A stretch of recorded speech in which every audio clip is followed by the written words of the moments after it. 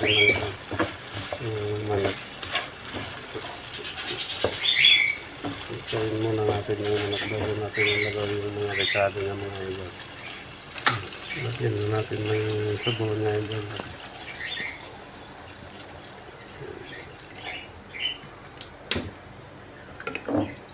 Tapos pakuluan natin bago ilagay yung mga rekado niya mga idol. Yan, nagkulo-kulo na mga idol. Palambutin muna natin yung manok bago natin ilagay yung mga rekado niya. Yan mga idol. Halang-halang.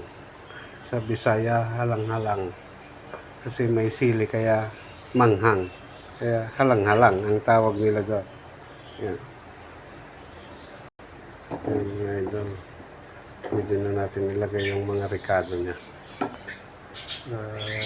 Maluto na. Yan.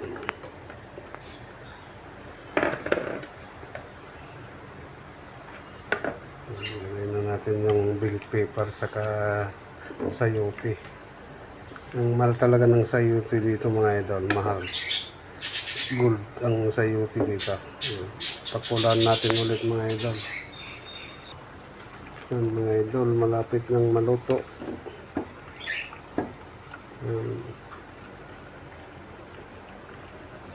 Malapit ng maluto mga idol.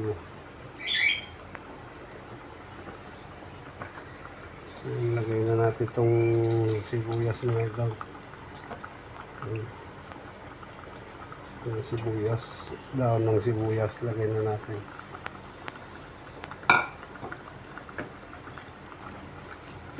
Tapos pakuloan natin ulit mga idol para tsaka timplahan na rin natin para masarap pang luto natin. Yan mga idol, luto na. Yan. Mukhang masarap mga idol. Sigurado to manghang-manghang. Yan. Wow. Yan, sarap idol. Try nyo din ito lutuin.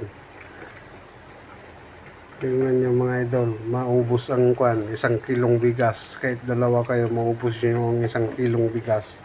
Pag ganito yung ulam nyo mga idol. Halang-halang. Sa Bisaya, halang-halang.